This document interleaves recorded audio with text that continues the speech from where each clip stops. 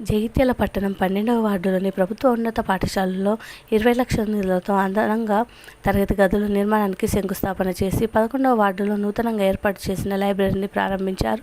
జగిత్యాల శాసనసభ్యులు సంజయ్ కుమార్, ఎమ్మెల్యేలు మాట్లాడుతూ ముఖ్యమంత్రి రేవంత్ రెడ్డి కేంద్రాన్ని ఎఫ్ఆర్బిఎం నిధులు 30,000 కోట్ల నిధులు మంజూరు చేయాలని కోరారు. రాష్ట్రంలోని విద్యా అభివృద్ధిని నిరంతరం కృషి చేస్తున్నారు. గత ప్రభుత్వంలో మంజూరైన మెడికల్ కళాశాల, లేడీస్ హాస్టల్ పనులు జరుగుతున్నాయి. గొల్లపల్లిలో సోషల్ వెల్ఫేర్ డిగ్రీ కళాశాలను పునఃప్రారంభం చేయటం జరిగింది. బీద మధ్యతరగతి పిల్లలకు చాలా ఉపయోగం. టిఆర్ నగర్ వద్ద ఏటీసీ కేంద్రం కూడా పూర్తి అయింది. వృత్తి విద్యార్థులకు చాలా ఉపయోగమని లైబ్రరీని, పుస్తకాలని, పేపర్లను, ఇతర సామాగ్రిని ఇవ్వడానికి దాతలు ముందుకు రావాలని, రాష్ట్రంలో ఎక్కడ లేని విధంగా జగిత్యాల పట్టణానికి అత్యధిక నిధులు మంజూరు చేయడం జరిగింది అని అన్నారు.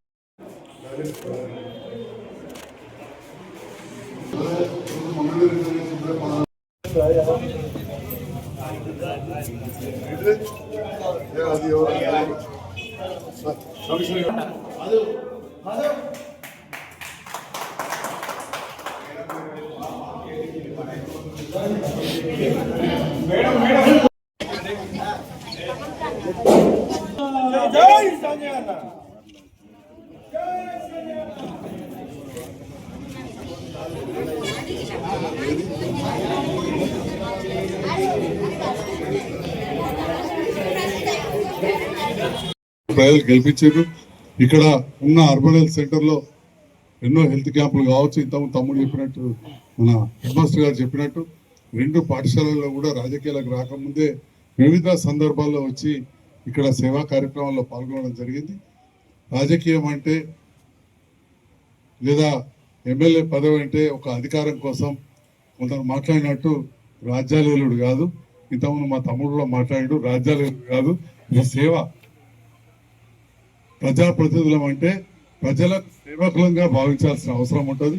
ఆ సేవలో భాగంగా విస్తృతంగా సేవ చేసే అవకాశం శాసనసభ్యునిగా నాకు కల్పించినందుకు ఈ ప్రాంత ప్రజలు కావచ్చు, జగిత్యాల నియోజకవర్గ ప్రజలకు ధన్యవాదాలు తెలియజేస్తూ ముందర పెట్టుకుంటాం. ముఖ్యమంత్రి గారు కూడా ఆలోచిస్తున్నారని చెప్పి కూడా తమ్ముడికి ధైర్యం చెప్తూ తెలియజేస్తా ఉన్నా.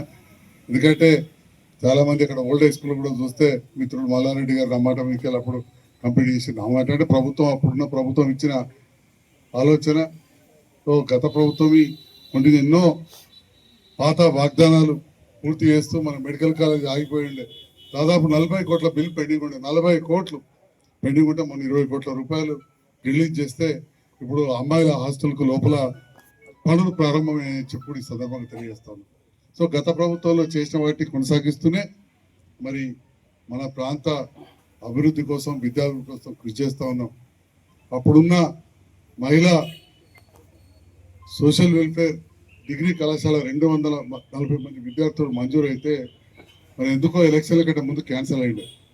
రాజకీయాల బోదలుచుకోలే. ఈ ప్రభుత్వం వచ్చిన తర్వాత అప్పుడు ఎస్సీ వెల్ఫేర్ మన ముఖ్యమంత్రి గారి చేతిలో ఉంటే మళ్ళీ వెళ్ళి రీఅడ్మిషన్స్ చేయించి ఓపెన్ చేయించాల 240 మంది విద్యార్థులకు మొత్తం భోజన సౌకర్యంతో పాటు వసతి అన్ని కూడా గొల్లపల్లి రోడ్లో అది మళ్ళీ స్టార్ట్ చేసినాం. It's a fact. క్యాన్సల్ అయింది. దళిత అమ్మాయిలు చదువుకునే కాలేజీ క్యాన్సల్ అయిపోయింది. అంతకుముందు వచ్చింది జిల్లాకు వస్తే మళ్ళీ దాన్ని స్టార్ట్ చేయించడం నేను ముఖ్యమంత్రి గారికి ధన్యవాదాలు తెలియజేస్తూ, అదేవిధంగా అడ్వాన్స్ టెక్నికల్ సెంటర్ మంచి ప్రాంతంలో ఉండాలి.